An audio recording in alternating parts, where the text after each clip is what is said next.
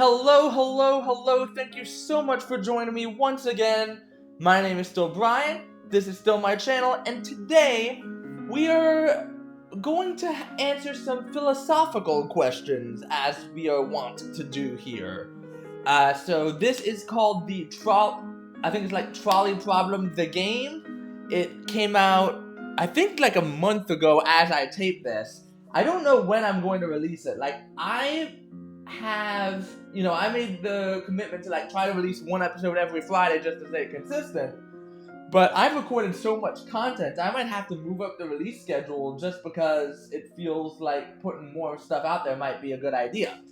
Anyway, for now, we have the Trolley Problem game. So, if you are unfamiliar with the concept, the Trolley Problem in its most basic kind of iteration is a dilemma basically where you have a trolley kind of barreling down the tracks.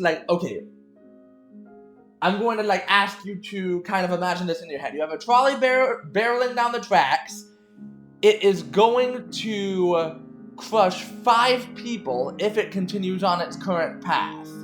However, if you flip the lever, or if you have a lever in front of you, and if you flip it, it'll change direction and only kill 1 person. But you might feel morally responsible for killing that person. So, in essence, it asks you, do you not do anything and let it kill 5 people, or do you make the decision to end 1 person's life?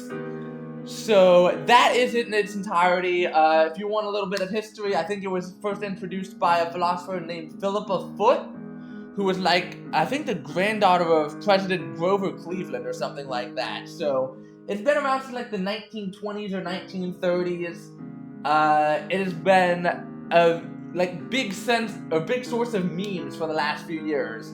So you can tell up here it says problems completed. There's 333 because even though you have that basic iteration I was describing, there are a lot of different variants that might change the way you think about it. For example, you can flip the switch, but what if the person you kill is in your own family, for example? Do you still flip it, or do you let 5 strangers die?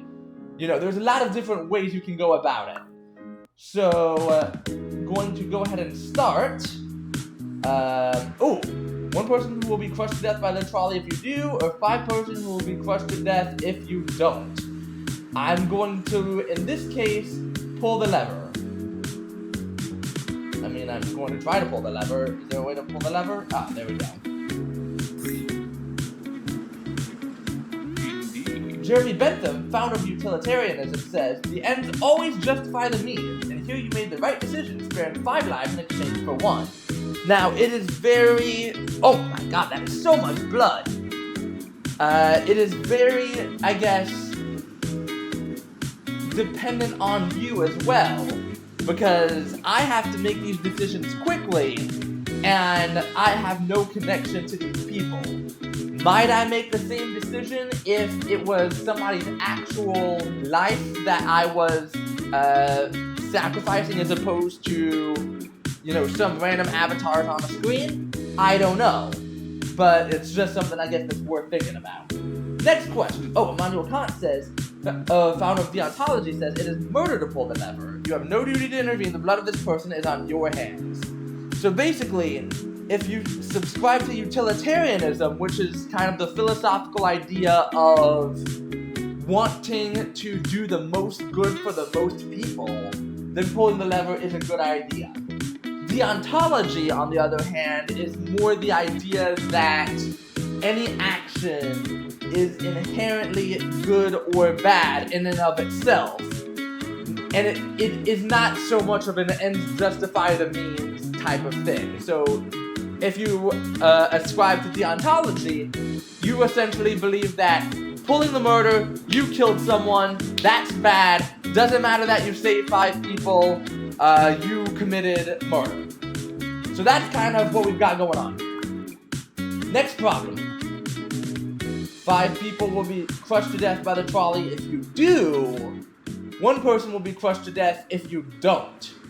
Oh, I mean, this feels pretty obvious unless I'm missing something. First of all, I'm going to move the trolley speed down a little bit just so I have more time to talk this out for you, the viewer.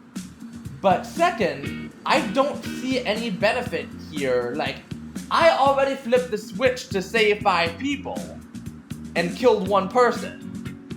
But now, I feel like, yeah, there's no point in flipping the switch because I'm still saving 5 people. So Kant says it would have been murder. Bentham probably also says I made a good decision. So everyone agrees, except the person that died. They probably don't agree. So 1 person will be crushed to death if you do. However, 5 people, 2 of which are organ donors, will die. 9 lives will be saved if these 5 people are killed, which will happen if you don't pull the lever. Oh my gosh. Okay. So, 1 person will be crushed to death if you do. 9 lives will be saved if 5 people are killed. I'm going to pull the lever. And the reason I'm pulling the lever here is because I think saving 9 lives would have been good, which, as Bentham says here, would have been a net increase of 4 lives. However, only 2 of them are organ donors. So essentially, if I hadn't pulled the lever, 3 people would have died for nothing. And 2 people would have died essentially because I'm saying your organs are more valuable than you are. Which, like, I guess killing somebody for no reason is different than killing somebody about it for a reason. But I still don't want to... Basically, if I'm trying to avoid committing murder, I want to avoid killing as many people as possible. If the natural course of, nature of the world means some people have to die because of that, that would have happened anyway, but I'm not actively contributing to it. The professor says, in 2015, a mother in the UK took her child to full term knowing it would die shortly after birth in order to use its organs to save others' lives. Wow, that is absolutely badass by that mother. Well, I mean, I feel so bad that I know, having a child that dies shortly after birth like that is probably one of the things that could tear a parent apart emotionally the most. But I gotta just say, like, you have my respect and my admiration to kind of know that this would tear you apart and still want to save people's lives. I just have so much admiration for that. Next, Hitler before he took power or Stalin before he took power? Interesting. Neither option is great. I think I'm going to kill Hitler. And the reason for that, as I will explain, is Hitler was more responsible, I think, for starting the Second World War. And then a lot of the, I guess, consequence of World War II happening is that a lot of European nations were, like, torn apart and weak and vulnerable as a result of destroying each other, and the Soviet Union kind of rose to power in that vacuum.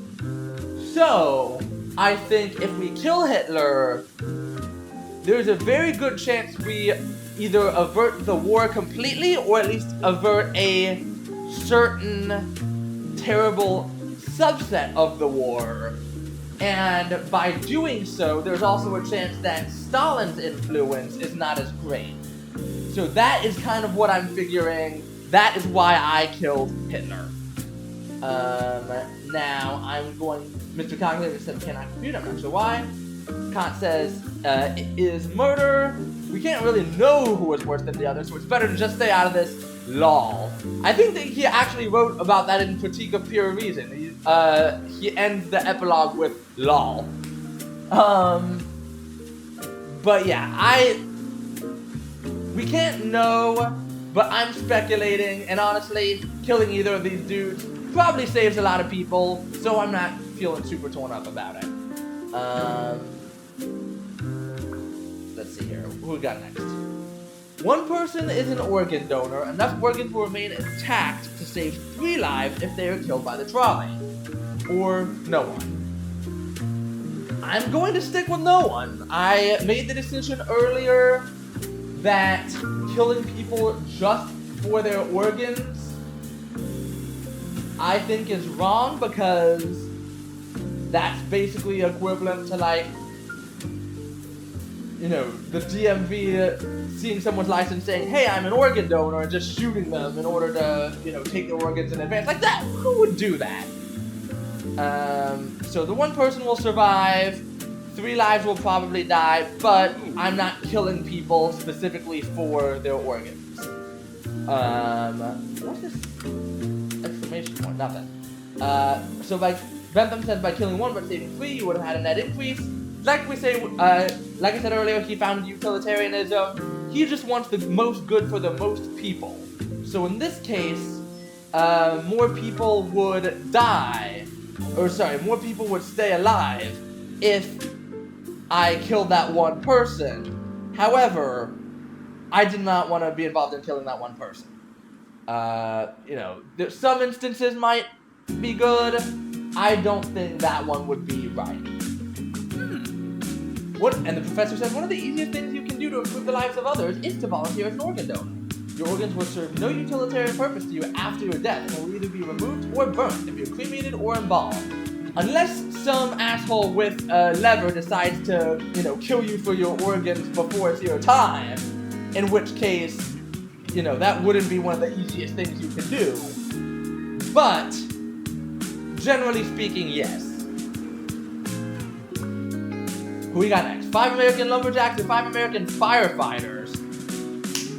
I mean, I guess they're trying to make me say, you know, the firefighters will save more people's lives. So, you know, by killing the lumberjacks, I'm not taking out emergency professionals or whatever.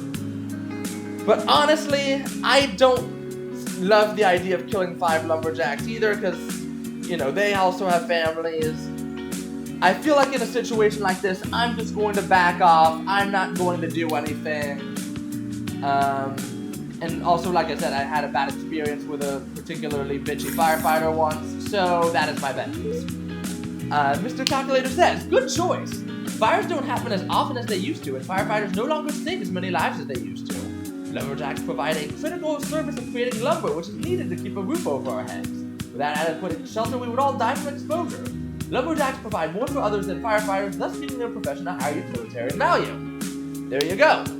And as an aside, I think like being a lumberjack is also one of the most dangerous jobs in America.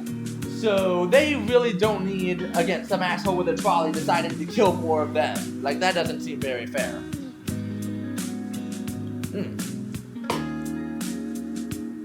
So there we go. The amount... I really love the information that this game is giving us. This is really cool. The amount of American firefighters who die on the job annually is roughly 6 per 100,000 as opposed to 92 per 100,000. As I was just saying, this high fatality rate makes logging work the 2nd most dangerous job in the United States. Roofers have the 3rd most dangerous job, losing 47 per 100,000. They too provide the critical service of keeping a roof over our heads. According to this measure, I'm guessing it's like a fisherman or like crabber of some kind, like a deadliest catch, something like that. That's probably the most dangerous. I don't know though.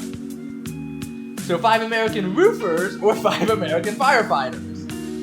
Last time around, I did not take the profession into a whole lot of consideration because there's not really a whole lot we can say. So I'm going to kind of be consistent. I'm not pulling the lever just because right now I'm not going to murder anybody. Like, it's 5 people either way. What those 5 people do with their lives, who they influence, is not up to me. So the 5 firefighters are going to die. Sorry, firefighters. But you can suck on it. There we go. Mr. Calculator says, good work. Roofers provide, he's going to say the same thing he said about lumberjacks. They have a higher utilitarian value than firefighters do. And as we mentioned with the with the lumberjacks in the last one, fishing, I was right. There we go. So yeah, roofer is the 3rd most dangerous job behind fishing and logging. They do not need more people killing them. So 1 healthy person, oh my gosh. Okay, this is hard. 1 healthy person will be crushed to death if you do, or 5 cancer patients, each with a 10% chance of survival, who will be crushed to death if you don't. This is really hard. I'm going to say, I'm not going to pull the lever here. I think 10% is not enough of a chance. If it was raised to 50%, I might save, but 10% in this case is like you were almost certainly going to die anyway. So I'm going, yeah. Mr. Calculator says, good job. Doing the math, you end up with a 60% chance of at least 1 surviving, with half of a person surviving on average. This is against a 100% chance of 1 person surviving. Not worth the gamble. That is exactly what I said. If you raise the chance of survival, I might. But I'm not going to risk 1 healthy person for the, 5 people who are probably going to die. Aww! A person who is generally happy almost all the time, or 3 people with an incurable form of chronic depression. Honestly, screw you happy people. You don't get to be happy. Die! No. That's not actually why I pulled the lever, but it is very funny. No. The reason why I chose to save the 3 people with depression is that there are methods of treating depression. And, obviously it can't be cured, but it can be dealt with. And killing 1 person, so for me this comes down to killing 1 person versus killing 3. I said I would kill 1 person as opposed to 3. I can't guarantee that the 3 people will be constantly unhappy, but, as my mom says, we try to find small moments of happiness that kind of sustain us. And I'm sure those 3 people will be, maybe not grateful, but maybe inspired to do something with their lives. And I will say that is a very, jigsaw killer, John Kramer mentality. But I'm going to stick with it just because I think, generally speaking, 3 lives saved is better than 1. Professor says, since under utilitarianism, unhappiness is a fate worse than death, this puts a high value on any treatment or quality of life improvements that can alleviate depression. It should not be viewed as though depressed people are not worthy of life. That is exactly what I was saying. You can treat it, you might not be able to cure it, but you can deal with it. And if you are watching this and depressed right now, there are people who care about you. Get some help for yourself. There are absolutely resources. I am not the best person to provide those resources, but I can absolutely encourage you to do so because you are worth life, you are worth happiness, and you should treat yourself as such. And I just hope that anyone watching is able to do that.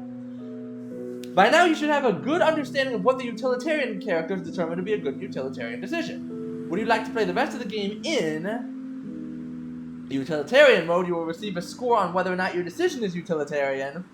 Or free play mode. Score isn't recorded. There will be no negative consequences for disagreeing with any of the corrects. This is an interesting one. I don't know what y'all watching this might prefer. I'm going to say free play mode. I think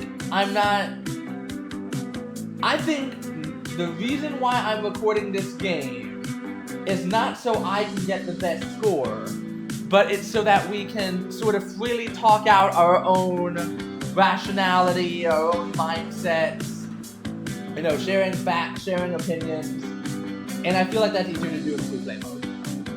Alright, so 5 85-year-old men or 1 16-year-old girl. This is hard. So the 16-year-old girl obviously has a lot of life ahead of her. 5 85-year-old men probably do not.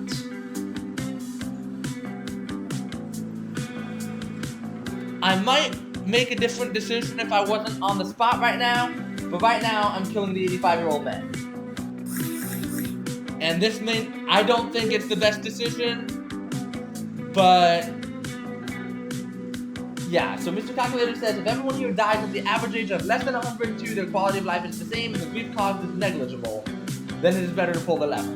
The girl will probably get so much more happiness from her remaining 70 or so years than these 5 men would get from their remaining 5 or so combined. That's kind of what I'm thinking. Like, they each have 5 less tops. It's honestly kind of surprising that they haven't died yet, so I think, you know, save the person that has a life ahead of them. Which I very much can see as a little bit hypocritical given my usual mentality of save more people. But in this case, I'm thinking about the numbers, I'm thinking about the years of life, and yeah, I'm going to stick with it. A guy who plays his guitar at parties or a guy who doesn't thank the bus driver? Is there a way to, like, spin the trolley on its side so it kills both? No, okay. Guy who doesn't thank the bus driver. I'm going to, I think, stick with the guy who doesn't thank the bus driver. Just because, like, both of these guys might be slightly sucky. But if it's only one slightly sucky person per choice, I don't particularly see why I would go out of my way to kill one slightly sucky person when the trolley is going to kill another. And the trolley gets the added bonus of killing the guy who doesn't thank the bus driver. So maybe it's the bus driver that's plowing that guy down. While neither of these behaviors warrants a death sentence, with only the knowledge that at least one of them is going to die, we must choose a survivor based on these attributes alone. And I didn't think there was enough to really make a choice, so I just kind of left it as it was. 28% of players pulled the lever, 71% did not. Wow, I really love all this, like, bonus information. This is really cool. Alright, moving on. Oh, I'm driving the trolley. Your mother will be killed if you pull the lever, or your current/future spouse who will be killed if I do nothing.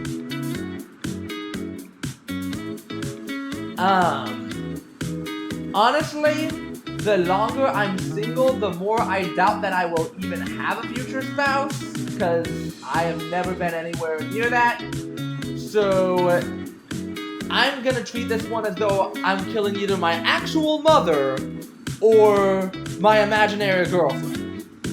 And I'm going to go ahead and kill the imaginary person or hypothetical person as opposed to the real one. Kant says you have a duty to protect your loved ones. Some duties are higher than others. Wow, that is split right down the middle. That is a really interesting question, I will say. If I, like, knew for a fact that I was going to, you know, be in a happy, loving relationship, that might change the equation somewhat. I can't say for sure what I would have done in that instance. So I'm trying to think what my mom would want, because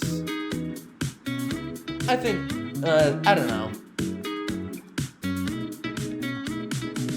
I think at that point, I might still kill the spouse just because I know it's likely to go. And again, I think pulling the lever, generally speaking, is more unethical than doing nothing. Because right now, it's just one person as is, you know, before you have any influence on it. Okay. This is a long one. A grave robber who's robbed over 1,000 graves and will continue to rob, or a man who spends his weekends going to bars looking for fights. I mean, honestly, I don't love either of these dudes, but I'm going to say I'm just gonna go ahead and leave it as is. Again, this comes back to I think pulling the lever in a completely neutral situation, pulling the lever is more unethical than not pulling the lever. And I think this is a more or less a neutral situation here. One person each. They both kind of suck, and as Bentham says, grave robbing is a victimless crime. Like, the sentiment of breaking into a grave and violating loved ones is definitely strong, but in the long term, there's not really a whole lot most people are probably stealing. And, you know, it doesn't really impact all that much. So, as was, I think the guy who looks for fights is probably worse anyway. And again, even in a completely neutral situation, I'm not pulling the lever. You from the past or me from the future? Oh. I'm going to say, if I can kill me from the past, that means I'm going to, end my current future as well. Should have killed all three of me, shortening the lifespan of the age of my younger self, which is exactly the plan. Would have saved me a lot of stress going down the line. I personally don't want to see what I would look like in the future anyway. So, right now, killing past me, remove a lot of anxiety, a lot of stress, don't worry about it. 5 reformed murderers who never received a punishment, yet spend their days working for charities, or an average college student. I mean, they are reformed, but they never received a punishment. Death penalty it is. I mean, honestly, like, yeah, I can understand kind of the logic that the calculator gives us. However, I do think some kind of punishment was merited. You know, I think about it, and basically when I think never received a punishment, I don't know if they were caught, but in the scenario that I created in my head, they were not caught. They completely got away with it. And so by doing so, their family, the victims' families were, plunged into uncertainty, never got any sort of closure, and I think in that case, some kind of punishment. I don't believe in the death penalty, but some punishment is better than no punishment in this instance if they otherwise were not punished. If they served some time and then started working for charities, I would reconsider. Oh my gosh. 80-year-old man, all the way, don't care, die, thank you, I'm saving the puppies.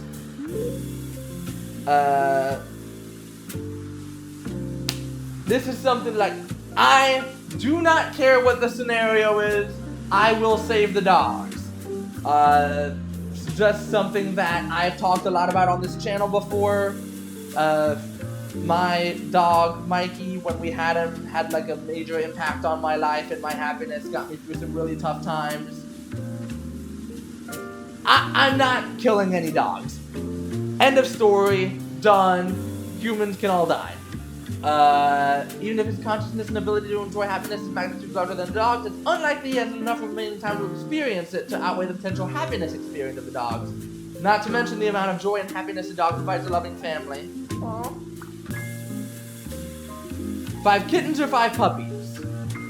Once again, I don't love this scenario, but for me, I do prefer dogs, so I'm gonna kill the cats. I don't like killing the cats, and in most cases, it is I could see this being viewed as a more or less neutral scenario.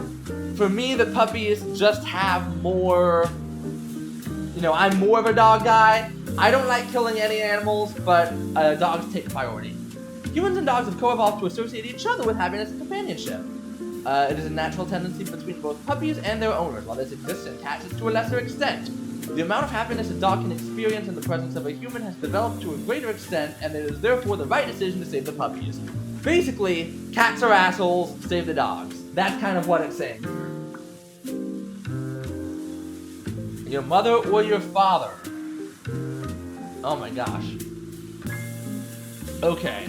I think I said when I was doing the horror scope or whatever quiz that was, that where all else being equal, I'm going to save the person who would otherwise probably have more years left on their life.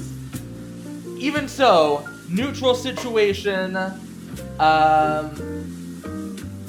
I don't want to do anything. One of my parents is going to die, so in a completely neutral situation, pulling the lever is more wrong. So, I'm sorry, Dad. It's a tough one, but I got to kill you off there because it was neutral and I'm not pulling the lever in that case. 28% pulled the lever, 71% did not. That's a really big, I guess, delta. Like, I guess a lot of people had the same logic I did about, like, if I'm losing a parent, I'm not going to decide what parent to lose. I'm going to let the situation decide for me. 3 humanities or 3 STEM majors? Oh, that is very, very good.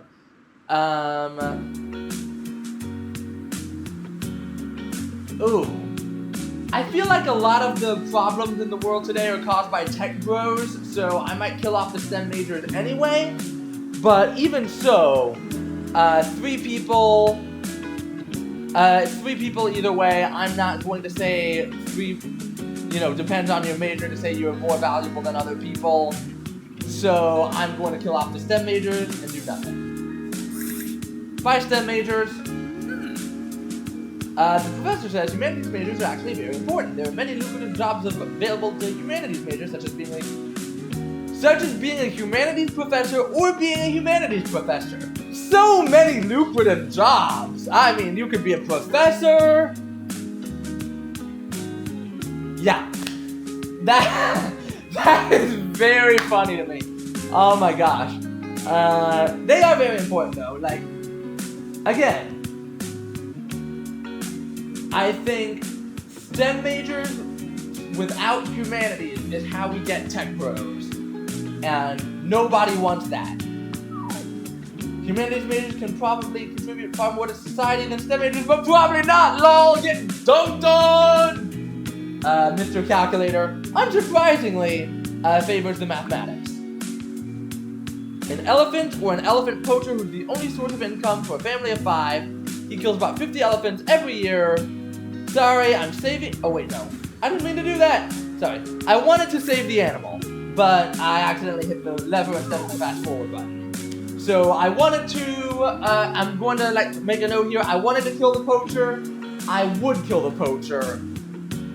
Just because, poachers are some of the worst people out there. Contribute to endangered species.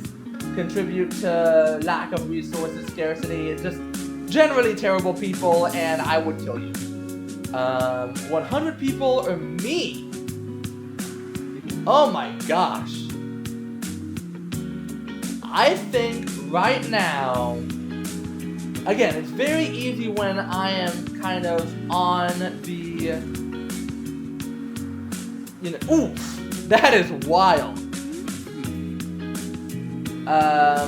Yeah, so I think it's a lot easier while I'm, on the road.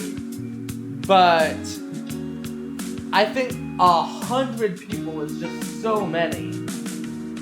I might have to take the sacrifice there. I'm not going to ask somebody else to sacrifice that which I would be unwilling to sacrifice for. Kant, we've said deontology. Kant is going to say it only depends on the consequences of, or on what your action actually is. He's going to say I should let the people die because I'm killing myself. But I feel like I just gotta make that decision. This time it wasn't like I gotta, kill myself off or anything. It wasn't that. It's just so many people. I feel like I would have to make that choice if it came to me. You or 10 people? Oh gosh. 10 people in this case. I might sacrifice 10 people. I don't hate myself that much. Bye! Yeah. You selfish prick! No, I think more than 10, less than 100 would be the number that I have to sacrifice for. Just because, I don't know. It feels like if I was in a situation like that, my first choice would probably be protecting myself as opposed to protecting somebody else or the group. Only when it probably gets to, I don't know, 35, 40 people, that's when I might start considering that. I don't know. It would need to be more than 10 at very least. You were 2 people. Kill off 2 people. Bye.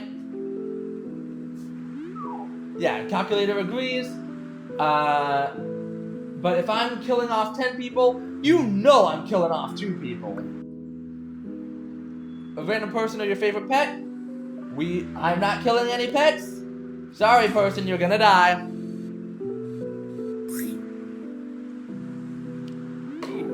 The life of a pet is not more valuable than a regular person's, even if it has a special relationship to you. That is incorrect. Pets are more valuable, and I will stand by that opinion. And even if it was somebody else's pet, I still would have sacrificed a random person. Sorry. Except I'm not sorry because pets are better.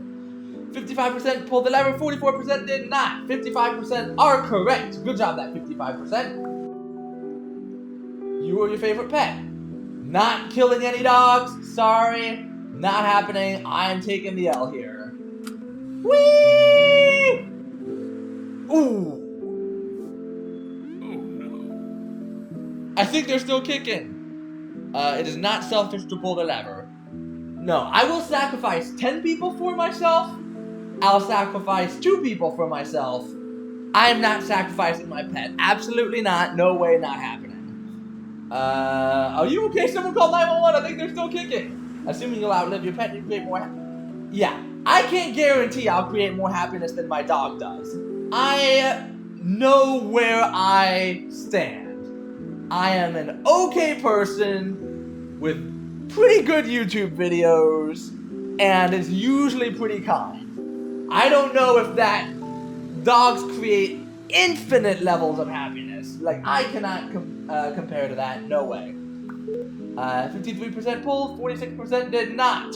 Good job taking the L, 53%. Kill Bentham or kill Khan? Let's go. I think, generally speaking, I'm really curious to see what Bentham and Kant think about this one. But I think Bentham, by virtue of caring about more people, most happiness, I agree with you a little bit more than I agree with Kant. So sorry, but I can't keep you alive. I'm sorry about that. Kant says, it is murder to pull the lever. No! That is very funny. There's a, yeah, fuck that guy. Oh my gosh. Serving sass today. I love it. Oh my god. That is so funny. All direct descendants of Genghis Khan that are currently alive, or every citizen of Iceland. Are direct descendants of Genghis Khan like 5% of the world or something like that? It's some ridiculously big number. So, sorry, Icelandic people. I think there's a greater population of Genghis Khan's descendants. I can't be sure, I don't know the numbers, but it is some weirdly large number. I know that much. Let's see here. But it's a good choice. Genghis Khan and his sons bred with so many women that the Genghis Khan bred with. Completely consensually by the women, mind you.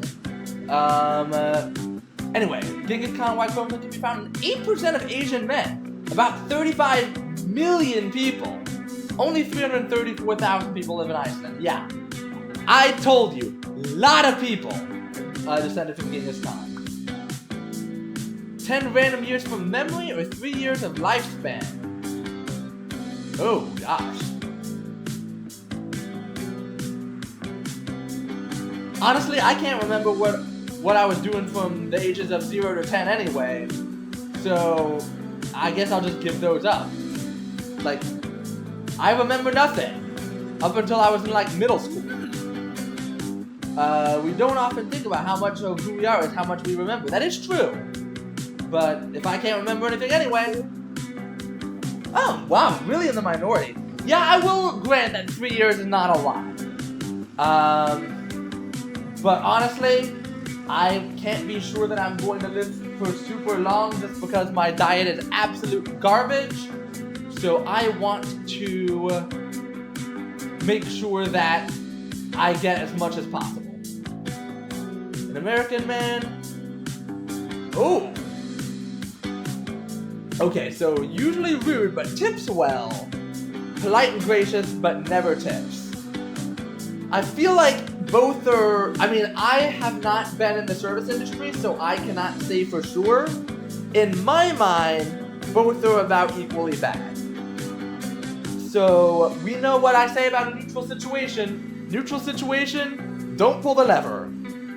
I'm going to kill off the non-tipper, which I will say, tipping is an absolutely ridiculous custom, and restaurants should pay their employees appropriately, but as long as they're not, it's up to us, the consumer, to, you know, help supplement the wages of these people, because when it comes to tipping, the minimum wage for, like, restaurant waitstaff and stuff like that is so much lower than the regular minimum wage, if I'm not mistaken, just because a lot of their salary is dependent on tips. 58% pulled, 41% did not. I think it's about a 50-50 call, honestly, so when in doubt, don't pull the lever. A vegan or a meat-eating American lumberjack? Wow, that is very specific. I have no pull to either of these people. I don't value their one life more than the other. I know lumberjacks are okay because they sleep all night, they work all day, but I'm going to let the lumberjack die anyway. Ah, that actually rhymed. Bye, lumberjack. The average meat eater will eat 7,000 animals in their lifetime. The average American meat eater will eat significantly. American meat eater will eat significantly more than that.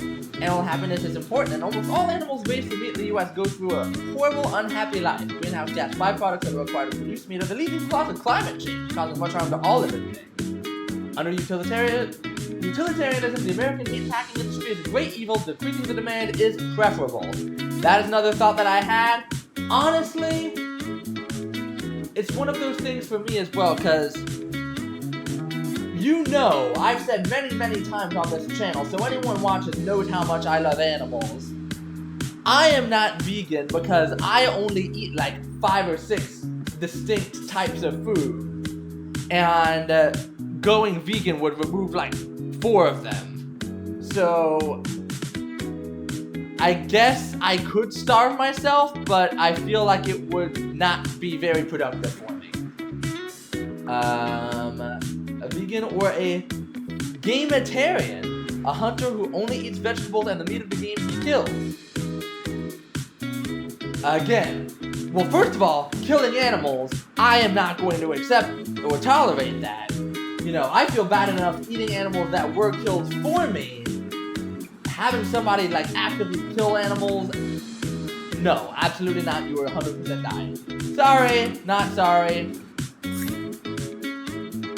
Although less important than a human's and animals' happiness and quality of life is important. Animals in the wild live generally happy life, but usually die horribly, often being eaten alive or dying from debilitating illnesses. If their populations aren't culled properly by hunters, populations only return to an equilibrium after many die from starvation. A hunter provides a great service to animals, providing usually a quick and painless death and a help regulating the populations. This feels like a supreme level of cope from a hunter who designed this game and is trying to convince themselves that what they're doing is good. It might be accurate, I don't know. This is not something that I've seen before. Regardless, for me, it is also kind of like a neutral at best situation, so I'm not pulling the lever in that case. All mosquitoes or all murderers? Oh, all mosquitoes, 100%. The number of, like, diseases that they spread and the number of people that die as a result of those mosquitoes, like, it is insane. An estimated 500,000 people are killed by homicide every year. Mosquitoes, by transferring diseases, kill more. Malaria alone kills 1 million people every year. Biologists estimate that the elimination of mosquitoes will not have a very big impact on the environment and the ecosystem. Also, mosquitoes bother a lot of people. Honestly, I've killed dozens of mosquitoes in my day just when they, like, land on my leg and I'm slapping them to death, and it's annoying. But, yeah, I definitely think the mosquitoes are the right call there. And, like, a world without mosquitoes would be, like, without malaria, without dengue, without West Nile. There's so many diseases that you could avoid by not having mosquitoes. Alright. If an offender has committed murder, he must die. In this case, no possible substitute can satisfy justice, so there's no parallel, etc., etc. Unless the perpetrator is judicially put to death. Like I said earlier, I don't love the death penalty as a concept.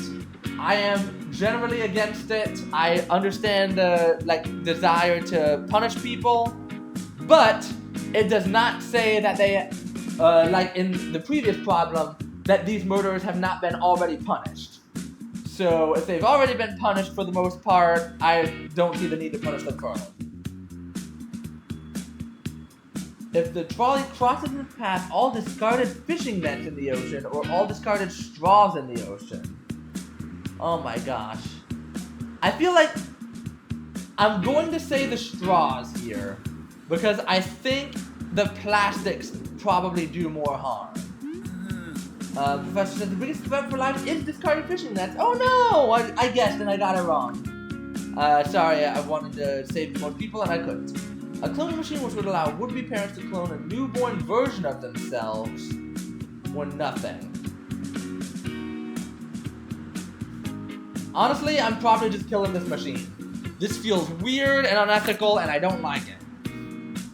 Oh no.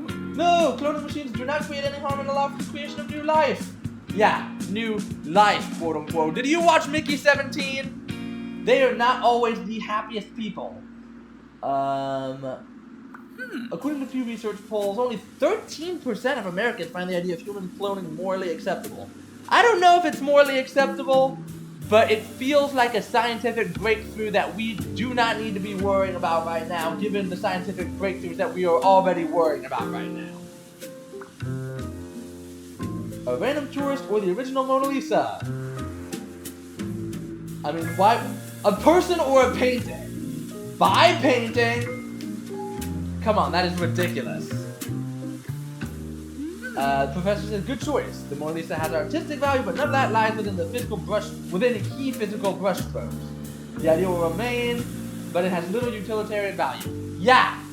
No shit! Come on. Random tourist visiting France. Kill a person for the painting. Oh, wow. A 30-year-old guy who harasses women when they aren't interested in them on dating apps. Or a 30-year-old guy who scams kids out of their items on RuneScape. Oh my gosh. I'm going to say in this instance, both 30-year-old guys suck. So we know what I do when the, like, situation is completely neutral. I leave it as is. Indeed. Only these behavioral death sentence. We must choose a survivor based on these attributes alone. We've gone through this kind of problem before. I wonder. Yeah. I don't know. I've been on dating apps for a long time, and I, try not to harass people who aren't interested. Even though, at this point that is honestly most people. But yeah. Just don't harass people, okay? Generally, not a good idea. Theoretically, you're in there because you're on dating apps because you want a relationship or some kind of human contact or connection. Harassing people is not going to make your chances of human connection more likely. That's my issue. So I'm just saying that offhand. Don't know much about RuneScape, but don't scam kids, come on. Or don't scam grown adults for that matter. 61%. A lot of people sympathize with women on dating apps, which honestly I do respect and I cannot fault that. 10 men or all access to pornography. People versus a physical thing. Buy porn. Don't even have to think about that. I wouldn't have done that. Studies have shown men without an outlet for their sexual desires become much more violent and aggressive. Wow, increased violence will create much more harm than 10 deaths. That says more about men than it does about porn, honestly. And, without saying too much, you can let those aggressions out without needing porn. Okay? Alright? You don't need to worry about that. But again, I am just kind of envisioning in my head the kind of things that this person is arguing for. So now I have a gametarian who hunts and kills their own food and is also addicted to porn, who's designing this game and trying to justify his life choices. Next. What's the issue here? I don't quite understand. Obviously if a girl and a crate of money I just found, or just a crate of money? Oh, the moral choice system from the original BioShock. The game went out for its complex morality system. Yeah, I did not know that was a BioShock reference, but yeah, this is just absolutely no decision for me. Because either way you're saving a crate of money. Do you let a girl die or not? Come on. Mr. Calculator or the Professor? Oh, no. Oh, now we are getting meta here. Almost as meta as Batman versus Kant. I'm gonna kill Mr. Calculator. He's not an actual person. Sorry, Mr. Calculator.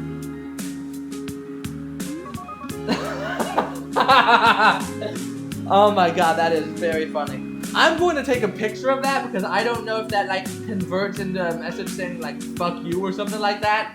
I'm going to figure that out after the stream. The professor liked that. Good. I'm glad the professor enjoyed. The game of pachinko will be wiped from the earth if the trolley crosses this path, or the entire Japanese fishing and forestry industries will be destroyed. Oh.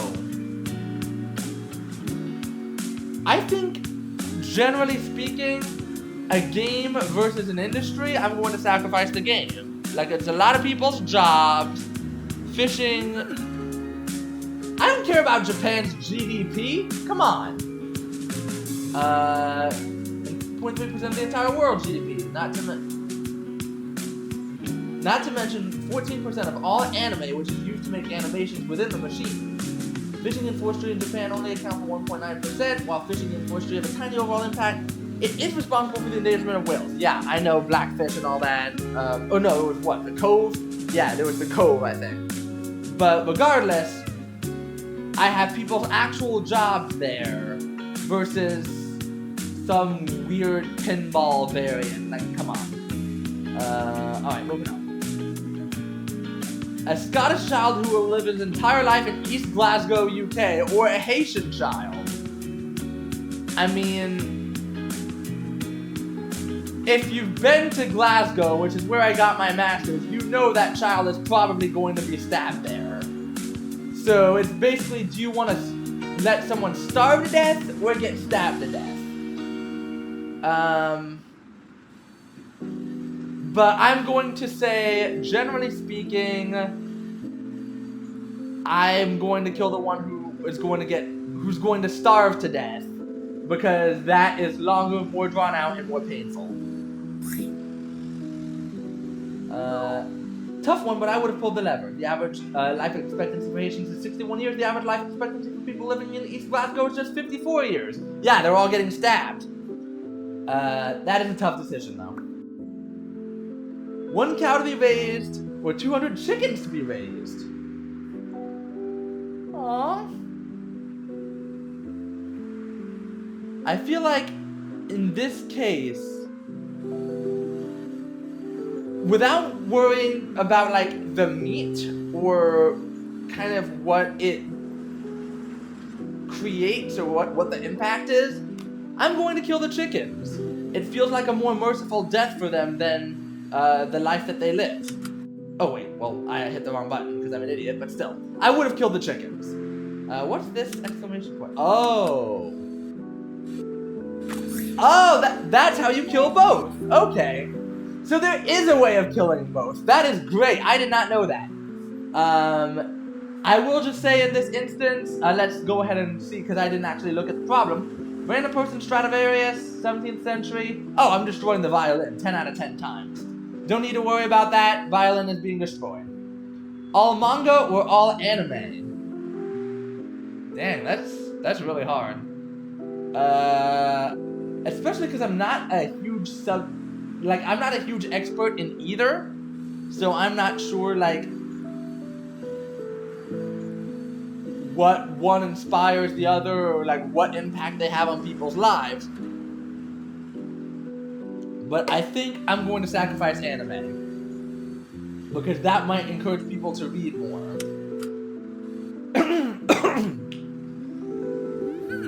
Professor says manga is superior to anime. 40% pulled, 50% pulled, 49% did not. Right down the middle, because either people are very split about it or nobody cares. 5% who might donate blood, or a regular blood donor who's been responsible for saving dozens of lives and will save dozens more.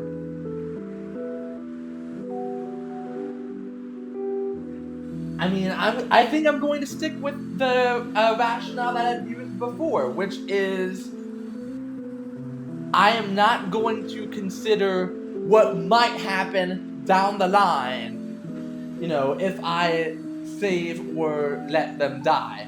I think, generally speaking, I'm going to pick 5/1 if I can, just based on immediate, imminent consequences. Bentham won't like that, but, you know, screw you, Bentham. By letting this frequent blood donor die, you're responsible for every death that would have been avoided if his blood was available. Well, sorry. If the trolley crosses this path, the 1918 flu pandemic won't happen, or World War I won't happen. I'll hit both! Whee! Smash. Indeed. Hey, there we go.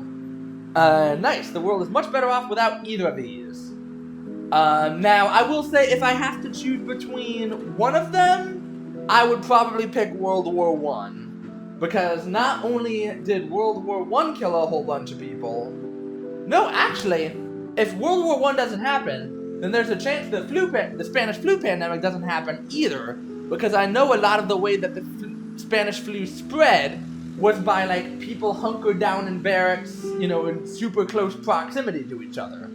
So, by canceling World War I, you are giving yourself a good shot of ending the 1918 flu pandemic, and there's a decent chance that you avert World War II as well, because the Treaty of Versailles, which ended World War I, put Germany in a really bad situation, and is, I think, historically considered to be one of the, like, factors that allowed for Hitler's rise to power. So, if ending World War I would end World War II and the Spanish flu, that feels like it would be a better option. Hey, there you go. Significantly more people were killed by the 1918 flu pandemic than World War One, but World War One and the mobilization of troops did a lot to help spread it. Again, I do have some level of knowledge here. Fun fact, research on the flu pandemic led to the discovery of DNA, the discovery of penicillin, and was the main reason for the wealth gain of Fred Trump. Oh, great. So, Spanish flu is still fucking us over to this day then, basically. Okay. Well, right now we'll move on. A waitress or 4 random people, and Immanuel Kant himself. I mean, Immanuel Kant won't like it, because I'm still going to be responsible for killing someone. But 4 versus 1, 4 people take priority.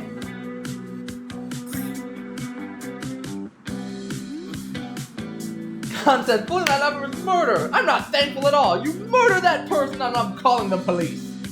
Yeah, I told you he'd be an ungrateful little bitch. Let's move on.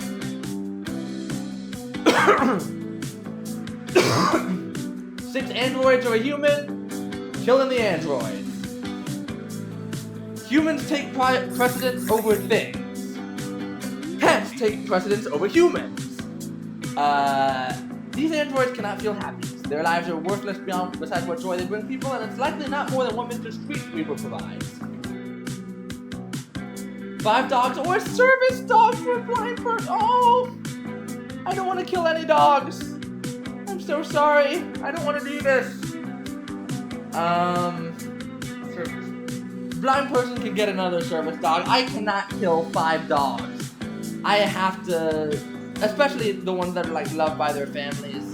It's so hard. Like once you lose a dog that you love, to like feel like you're in the right place to get a new one, because you always have the last one in the back of your mind. So if those 5 dogs can,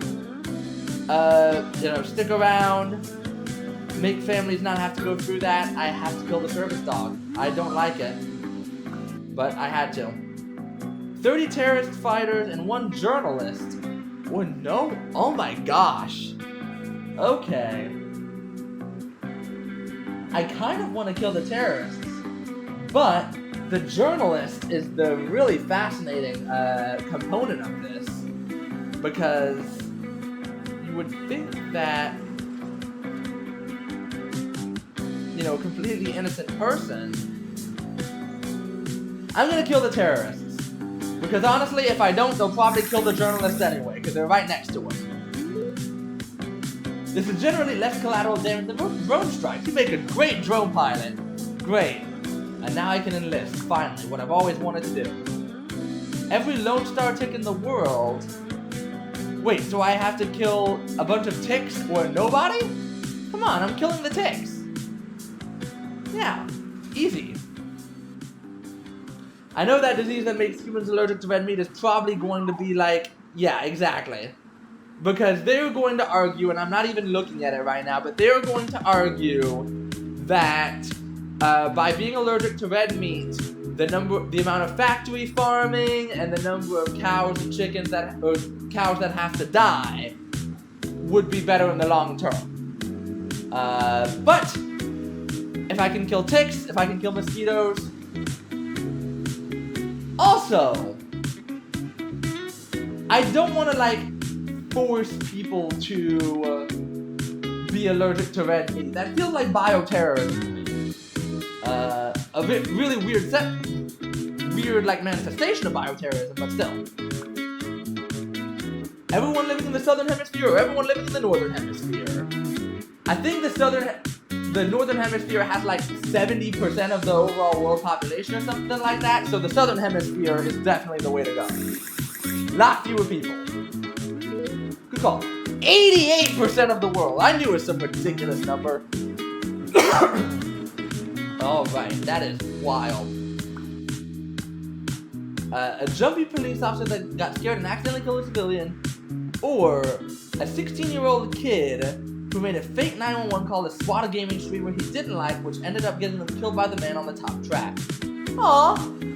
I mean, it's the kid that's responsible for it, so I'm killing the kid, and he deserves it. Maybe not something that a substitute teacher should be saying, but in this case, it was very much earned. Yeah, you can die. Cannot compute. Yeah, no, I can compute this very much. Anyone who does like play stupid games, win stupid prizes. That's kind of what I'm thinking here.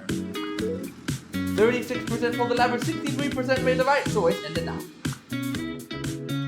A woman who always backs into parking spots even if they're blocking someone's way, or a man who only uses his turn signal about half the time.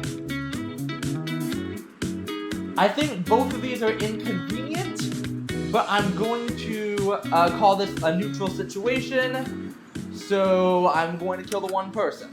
Or I'm not going to hit anything because I don't want to do that. Good work.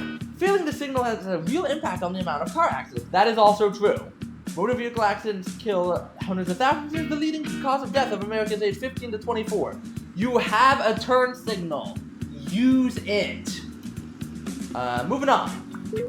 70% did not. Good call, 70%. A random short man or a random tall man? I mean, I have no preference here. I'm about 5'10", 5'11", so I'm kind of right in the middle. But I'm going to call this another neutral situation, and I'm going to kill the tall man by doing nothing. I don't know if one lifespan is longer than the other. 95% of 6'4" men report satisfaction with their height versus 25% of 5'4" men. Well, yeah, seeing like every third person on dating apps say you need to be 6 foot higher or 6 feet or higher, I can see why they might be more satisfied. Taller men are viewed as more attractive, have higher incomes, and have an overall higher opinion. Since this random person is from anywhere in the world, the shorter man has that is true. A higher likelihood of being malnourished and having a lower quality of life. That said, screw you, tall man, with your life satisfaction and happiness. You can go ahead and die. Alright, about 50-50. Your ability to eat chocolate ever again, or an African child. I'm going to sacrifice my chocolate ability. No doubt, no question. You know, I have Skittles, which I guess I don't know if I'm supposed to like brand stuff on stream, but they are very good. Skittles, Nerds, Mike and Ike's. There's a lot of non-chocolate candies that are very good. Most chocolate Western consumers receive originates from child slave labor on cocoa farms in Africa. The demand directly contributes to the harm of children. That is true. 100 rats being injected with small amounts of heroin until they die, or no one. I mean, if they're gonna die anyway, I'm going to make their death hopefully more painless. I'm sorry, rats. Oh no. Yeah, this state of happiness and bliss. Yeah, no, it is not. I guess the long-term consequences are less than they would be for a human, but still, any kind of like injection, like dependence, I don't want to like make the rats go through that. 50-50. It's a really interesting question, honestly. Generally speaking, I like animals and I don't want to kill the rats, but it feels like a more painless death. Or at least an instant one. Your free will or your capacity for happiness. Honestly, if somebody tells me what to do in order to be happy and I have to do it, done. I'm good. I'm satisfied. Indeed. A life with no happiness is not worth living. I agree with Jeremy Bentham. Many would argue we don't have free will in the first place. That is true. Determinism, free will, that is not an argument that I feel like getting into. A U.S. truck driver or an Iraqi war veteran? I think the truck driver probably has a shorter life expectancy just because he has spent so much time like cooped up in his truck, sitting down, you know, compressed, whatever. But I consider this a neutral scenario.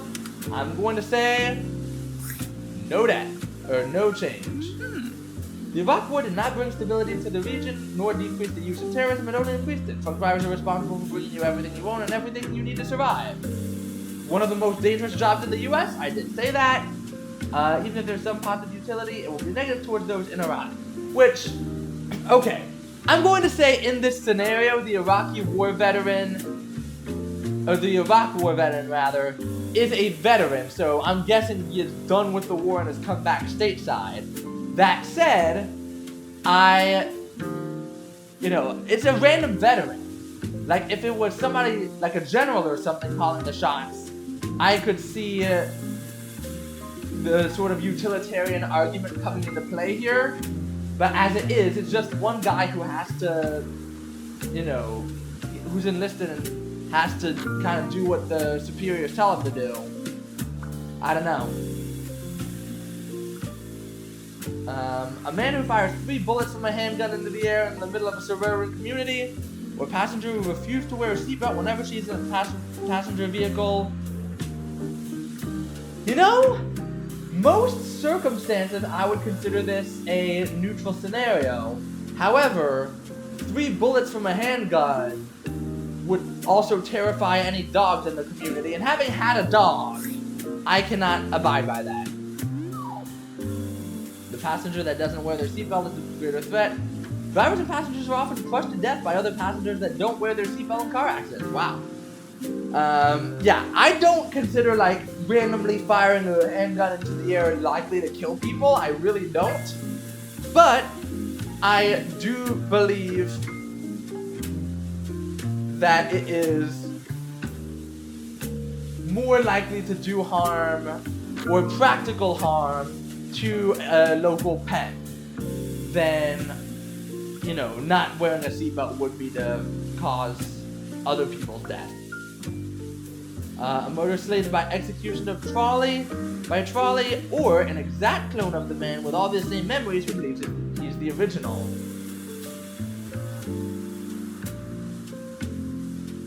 I'm going to kill them both.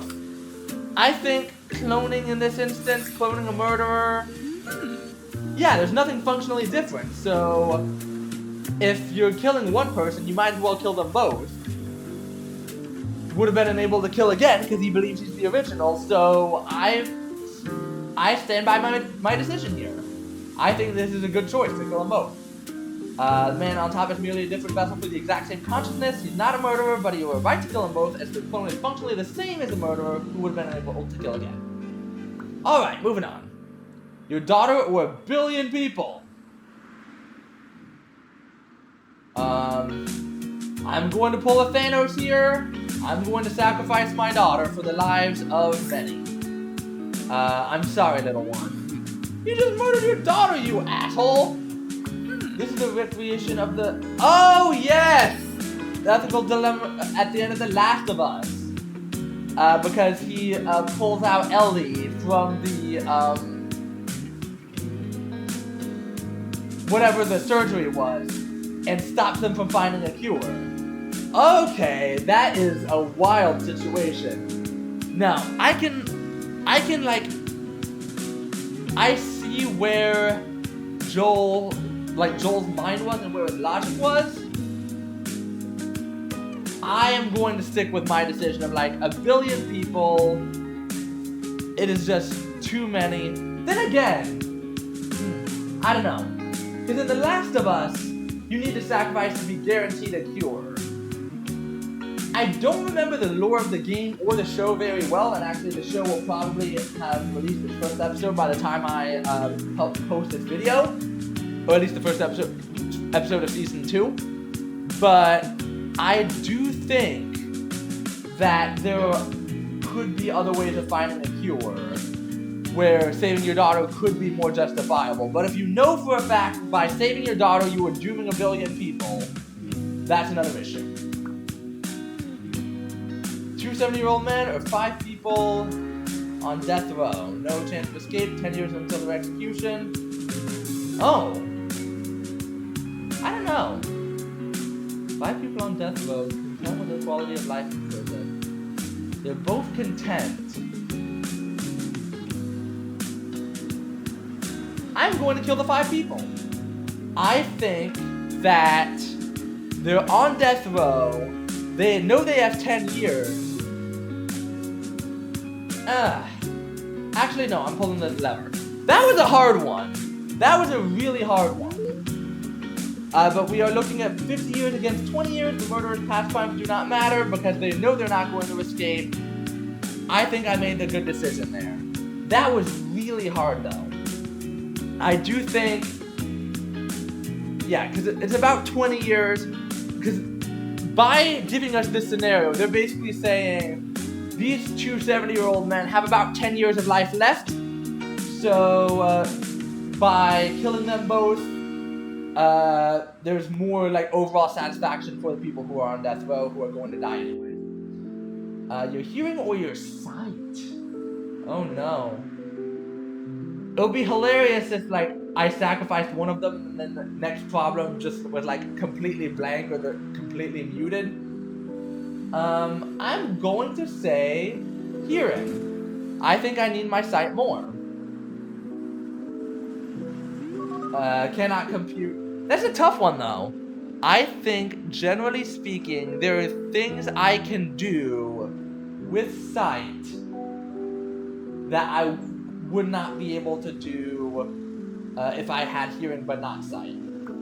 Wow! 63% decided to sacrifice their sight. That is a really interesting situation here. Like, I could see it, but like, just day-to-day life, like, you know, watching TV, you could watch with subtitles. You could read books. You could still play video games, which I usually play, you know, muted anyway. Like, there's so many things you can do with sight that you can't do with your... okay, I'll move on. Nothing or evidence planted by a police officer which would convict a man accused of being an active serial killer. Without this, there isn't enough evidence to convict, but there's a 50% chance the officer correctly believes the man is guilty. Oh.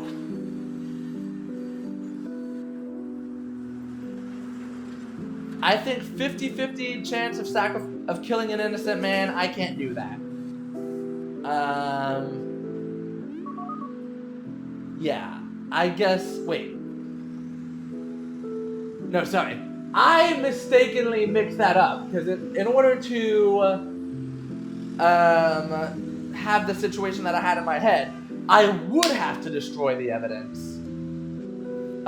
Yeah, so I do believe that sacrificing the evidence would have been the right call, even if I was a dumbass and didn't click on that decision. Okay, I'll call this one the last one because it is exactly 1/5 of the way through the problems. Oh, sorry, no, the next one will be. 1 Nobel Prize winner, 5 lumberjacks. Once again, well, it's also physics. Like, it's not exactly medicine or anything. Like, who cares? Sorry to all physicists who are watching this right now. But I'm going to kill the physicist because it's 1 versus 5. Work that has merit of a Nobel Prize, even if not directly, will have a consequence in present or improving lives. Not really. Again, it's physics. Like, sometimes it can lead to a better understanding of complex topics, but it doesn't necessarily guarantee that it will be a long-term good. So when I look at that, I see 1 life versus 5 lives. I'll take 1 life. So, wait, what? Oh, I guess they're basically arguing like, do you be... Basically, the question they're giving you is this a neutral scenario or not? And I'm going to say this is a neutral scenario. I'm not going to do anything here. Because I think 0.001% is like, wait, not a tenth of, it's 1,000th of a percent. That's basically 0 anyway. So I am going to just let it slide.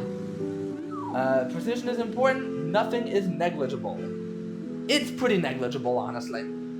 Anyway, I'm going to go ahead and end it here. There are 330 problems. So ending this about 1/5 of the way in feels good, especially since we've been doing this for about an hour. If you enjoyed this, please let me know in the comments. Like I said, I'm about 1/5 of the way through it, so I have 4 other parts that I could potentially do as like a series in this game. I do like all the information that they give us, so that is very interesting to me. That said, as always, please give me any, well, first of all, give me your thoughts about whatever, of these scenarios stood out for you. Were there any decisions where you agreed? Were there any where you disagreed? Were there any where you felt especially strongly? Were there any that you felt were about 50-50 and really would have been a tough decision for you to make? All of those are really good questions that I want to know the answers to in the comments. As well as if there are any other games, as always, that you want me to play. I'm always happy to consider that as well. In the meantime, make sure that you are liking, commenting, subscribing, sharing with all your friends and enemies, whoever you want to share it with. Just make sure that you are staying involved, staying engaged, most importantly, staying cool. I'll see y'all next time, but for now, bye-bye!